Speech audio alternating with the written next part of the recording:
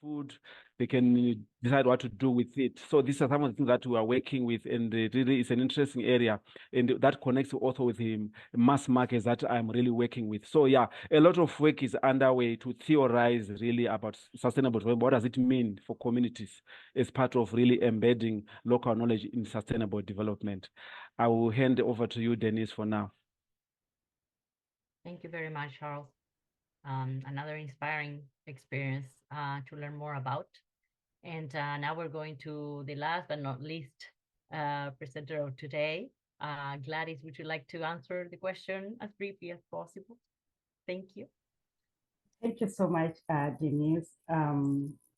When it comes to local knowledge, one of the key questions that came into my mind was, or some years back, we talk about sustainable development goals. And when we went back to our home countries in the villages and talking to our people about SDGs, and they are surprised to like, what sustainable development goals?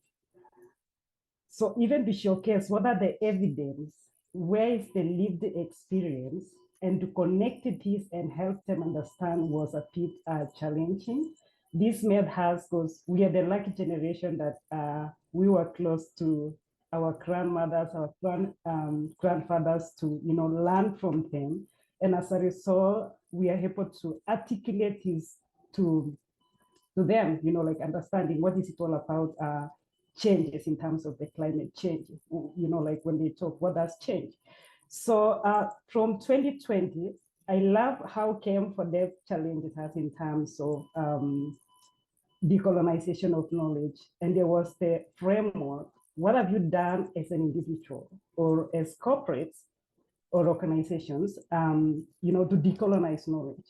And I think if you look at the conversation on decolonizing knowledge, we need to ensure that the knowledge reaches to the people. We need to ensure that we are creating opportunities for collaboration. So, and at that time, you remember, like we don't have, all of us, we are not equal privileged to have digital platforms to access this information.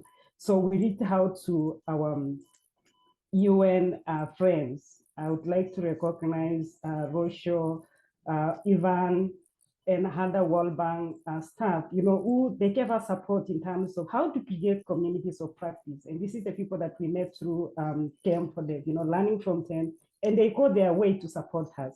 So we started building communities of practices from at the local level, and then we reach out to our elders and mapping this information and knowledge that they have. And how do we preserve this?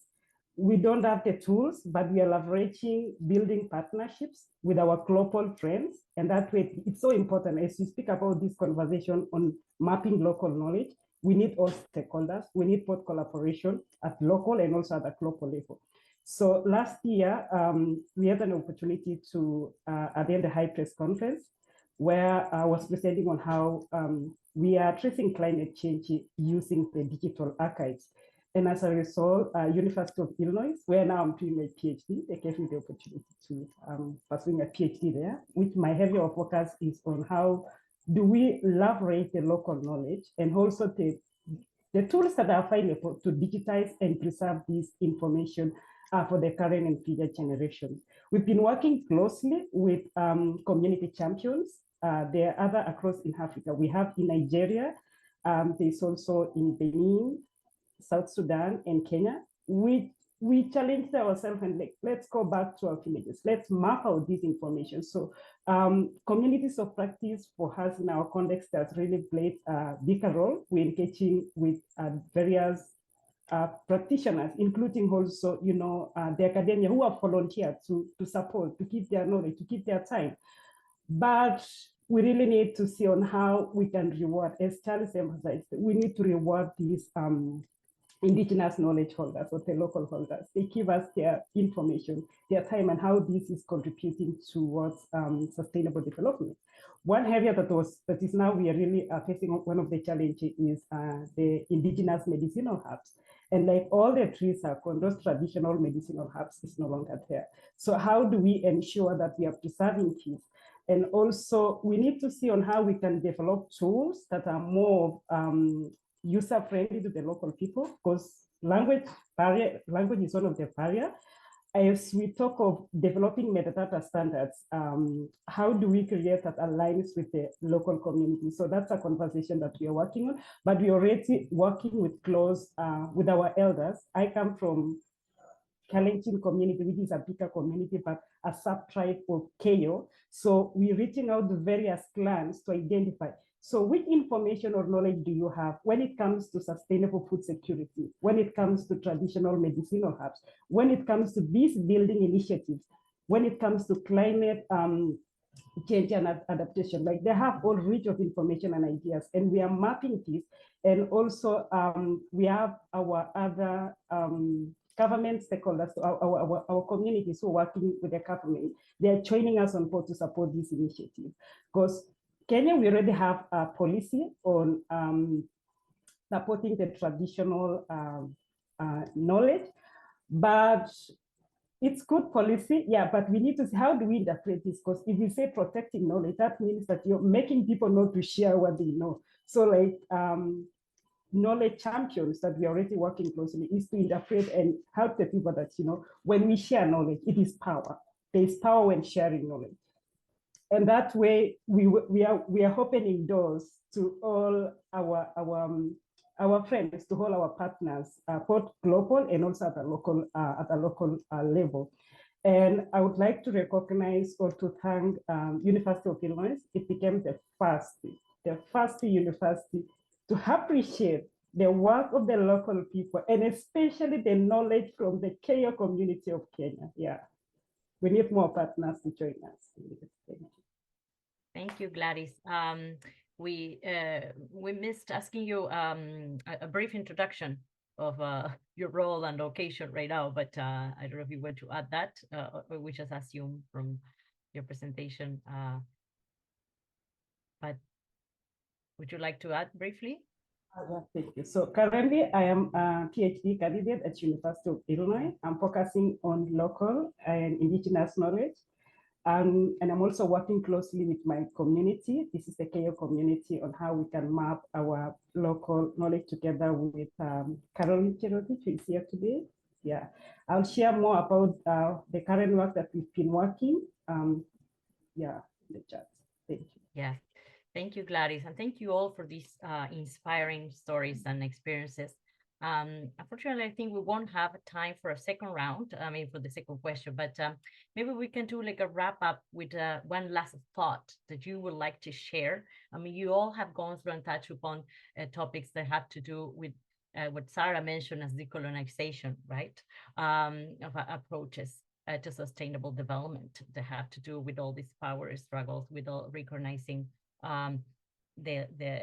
the need to embed the local knowledge into all initiatives, etc. So I think if okay with you, so we have enough time then for the breakout rooms, so we can keep the discussion with the other participants that are listening, the time for that. Would you like to share one last thought about, wrapping up of what all you have heard throughout the last 40 minutes?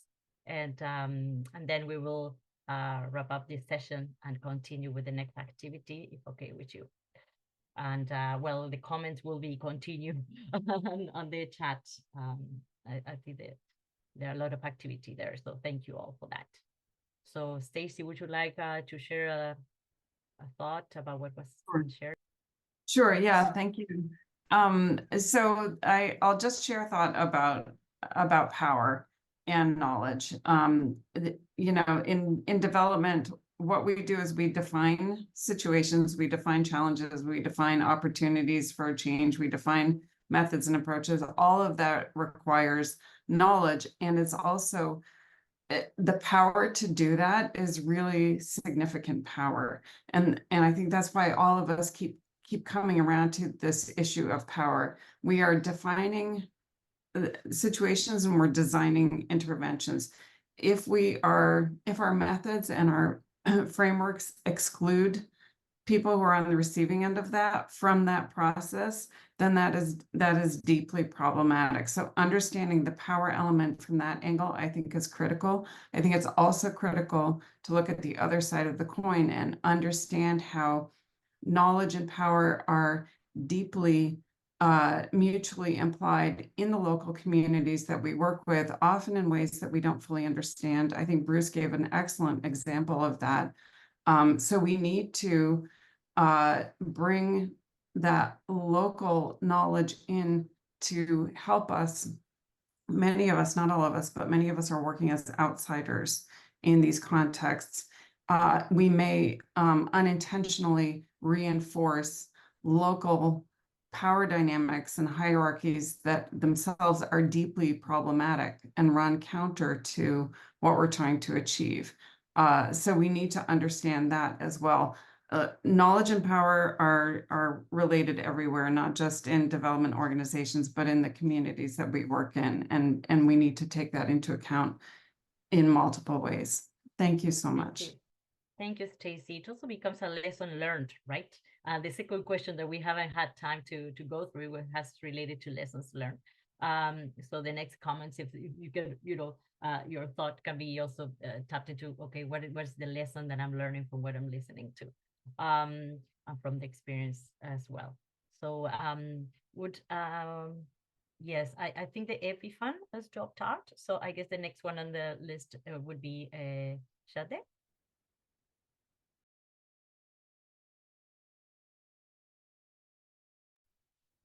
Okay. For us to achieve the sustainable development goals, I will still talk more on language, language as a means of transmitting this sustainable development. You cannot plan my development using a Western yardstick. It will not work. I have my way of doing things. I have my culture. And if my culture is ignored, then we will have another, after 2030, we'll still have another development goals.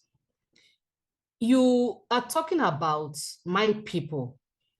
I am an Ijesha first, before I'm a Yoruba person. I have my dialect. And you are bringing a developmental project to my community. And you are coming with a speaker who is already measuring me, speaking a language I don't understand. We have, like Gladys said, we have our gatekeepers. We have our fathers in the villages. They hold this knowledge and they understand how to transmit this knowledge. I have some culture. I thought what Gladys told me was I was going to be talking about a particular culture, a practice of my people on biodiversity conservation. We have some practices, Ijala Ode. These are chants which hunters in my village use to talk to another person on how to preserve our forest. We have Oriki that we chant to praise people when they have preserved these communities. Now you are coming, you are telling me, Shade, this is what we want to do. And you're not telling me in that language that I understand. We cannot achieve the sustainable development goals. So from now, whenever we are discussing this, let us bring those people we call local. I don't call them local. I call them our native people. Let us bring them on board. We can not continue to gather in high-profile hotels discussing about our issues. What is applicable to a country A is different. What poverty is to people in America is not what poverty is to people in Nigeria. So when we're discussing this, let us bring people on board. Let us come together on the same table. Let us have a common ground and let us use that language of communication. And for people from diverse culture here, go back. Thank you, Shade. We need to kind of wrap up, but I think the point is very clear, and I hope that in the second half of the session, we can really take this idea, because this was as a key message that has to be reflected on the new version of the knowledge agenda. Thank you. And I see that Epiphane it's here again. So would you like to share your last thought? And I ask you to be very brief because we really need to wrap up in a couple of minutes. Thanks. Yes, in this subject of using leveraging local knowledge, I think government has a role to play. We need a political will to really integrate this local use to our national policies if we really want to achieve SDGs. Thank you. Thank you, Epiphane. Would you, well, Charles, no, Bruce, sorry, first, would you like to share your last thought? Okay, what I'll do is I actually just pop into the chat the notes I had that I was going to talk to. So just very quickly, Western KM practices can do as much harm as good if they're misapplied and misconsidered. And we really do need to respect different knowledge systems and understand that they can be quite different to our own and challenge our own. And that can be quite confronting for people to actually consider, but that's the reality. And we need to do a lot more listening to First Nations people in Australia and Indigenous people everywhere. We need to understand history and its impacts, which can go on for hundreds of years. The impacts of colonization in Australia will be felt probably for 200 or 300 years into the future at least. And the impacts are quite severe, so we need to respect and understand that. The third point there, there's no such thing as pure Indigenous knowledge. Because of dispossession and integration and so on, there's been a hybridization of Indigenous knowledge. So I think we need to be careful when we're talking about Indigenous knowledge, and I've seen research papers that treat it as some sort of untouched entity. It's not. Okay, it's been hybridized to some extent and often significantly, and we really need to reflect that in both our research and our practice. And finally, complexity. We need to be working with complexity, and we need to have complexity science as part of our KM practice and education. In the environment sector, where I spent 20 years, I did a Master of Environmental Management, and a significant part of my coursework for my master's degree was on complexity science. Yet KM courses don't have that. A master's in KM does not have a whole semester on complexity science, and KM tends to focus on a very narrow part of complexity science. So I think that's another thing we need to look at. So yeah, some thoughts there. So I'm not sure if my comments made it into the chat. Thank you. They did. Okay. Yeah. Yes, they're there. Thank you so much, Bruce. I think history, it's something that needs to be also included in our goals. And then, well, we have Charles and Gladys. Oh, yeah. I will let Charles also to be very brief, and then I'll pass the baton to Gladys, because she will be the last one, and we'll be also wrapping up the session and leading you all into the next activity, because I will have to leave you in a couple of minutes. So Charles, you're next, and then Gladys. Thank you. Thank you. Yeah, one of the questions that I'm grappling with is, how do we protect the authenticity of local knowledge? I hear Bruce saying maybe it has been hybridized, but I think if you look around African communities, there are some communities which have not been infiltrated by foreign knowledge. Perhaps there is scope for preserving what is really local, what is really, in identity. I think there are issues to do with that, and I'm grappling with that. I'm hoping probably next time we could have some good case studies around that. Thank you. That's a provoking question. Thank you, Charles. So Gladys, the floor is yours, and then I leave you as in charge of the next activity. Thank you all. Yeah, thank you, Denise. To achieve this together, I really emphasize a lot in terms of partnership, building strong knowledge partnership. And I give an example of km4deve, which is really a great platform that has brought us together. We were young by that time. I think when km4deve began, that was way back 2000.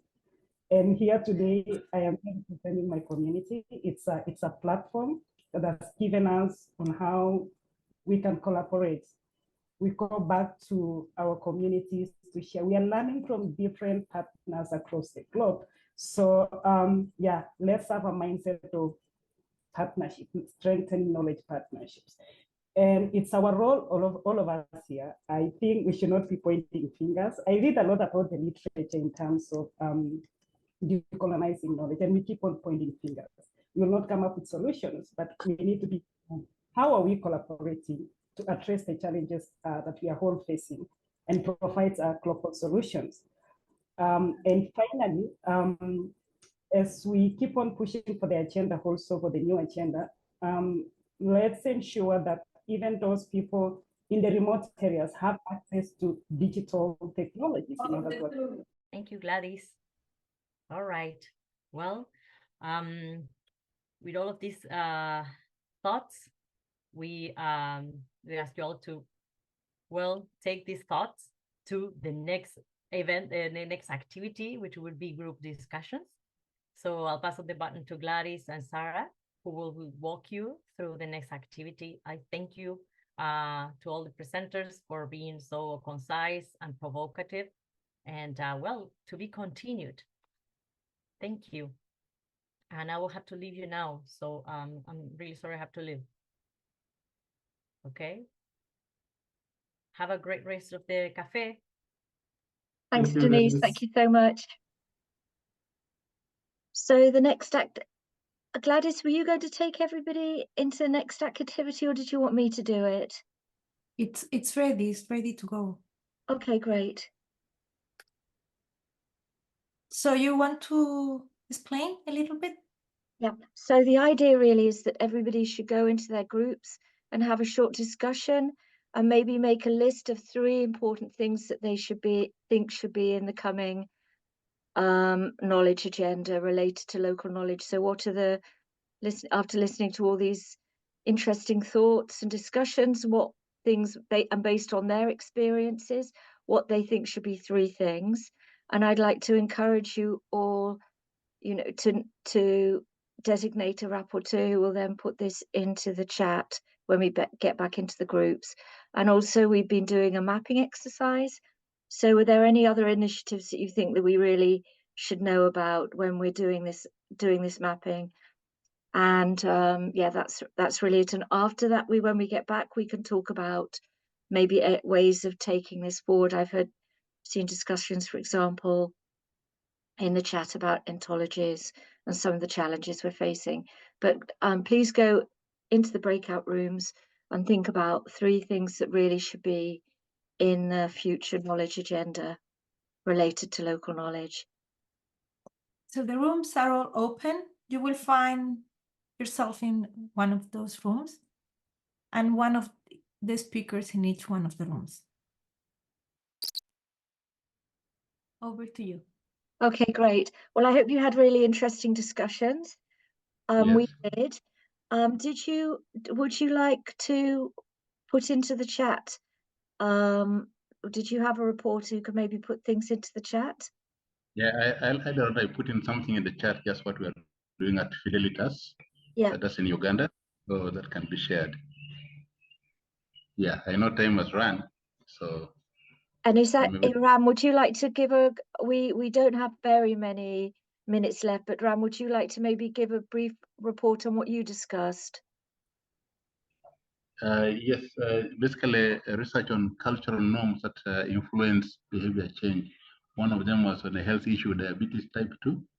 And we saw that across different cultures, 4 different cultures.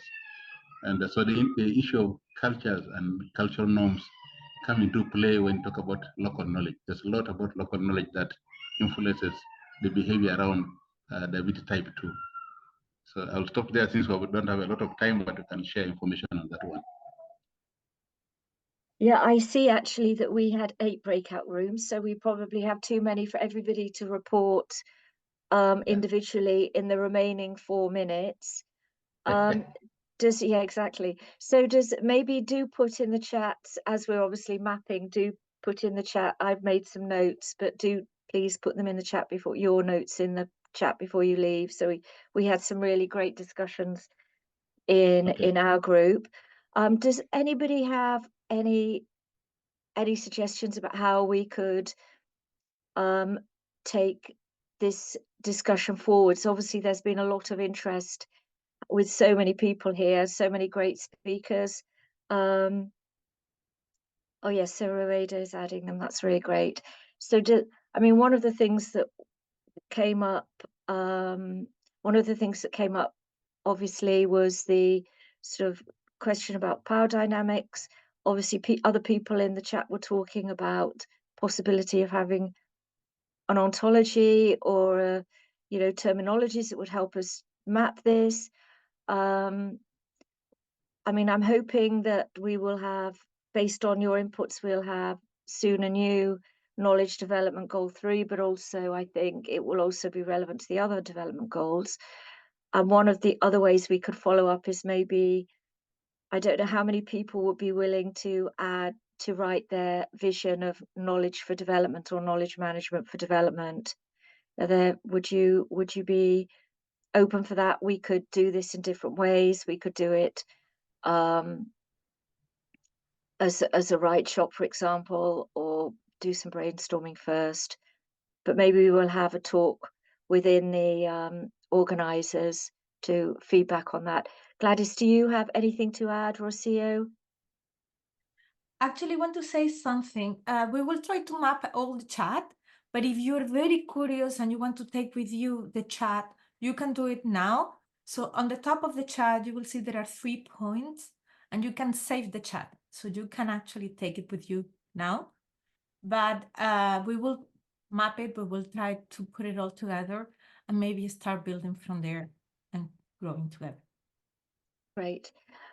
I'm assuming everybody is a member of km4deve. Is that the case? Maybe Gladys, if you could maybe just pop the address into the chat, just for anyone who isn't a member. Sometimes we find people have joined us based on LinkedIn and aren't a member. You're always very welcome to join us, and we'll be following up.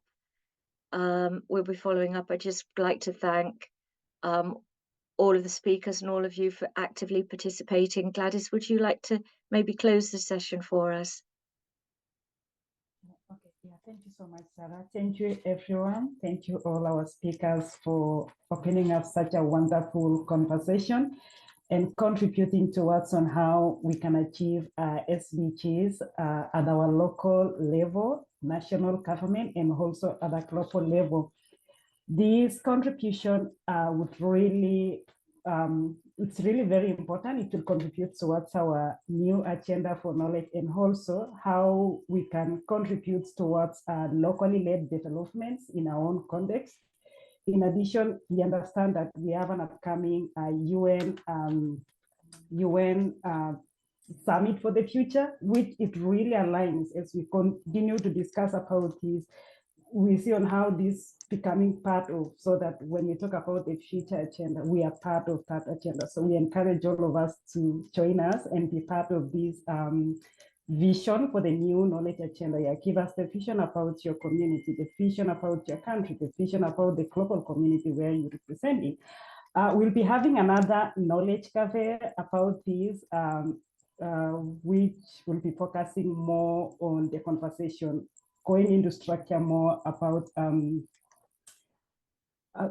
the ontologies, the metadata standards. And I think if our colleague Alfonso is here, maybe Alfonso, are you around? You can just give us a brief about it, and then before we wrap it up. Yeah, I'm there. Thanks, Gladys. No, I discussed with Gladys on a task that we did at ILO on mapping the UN SDG goals with the existing thesaurus, which is our local taxonomy.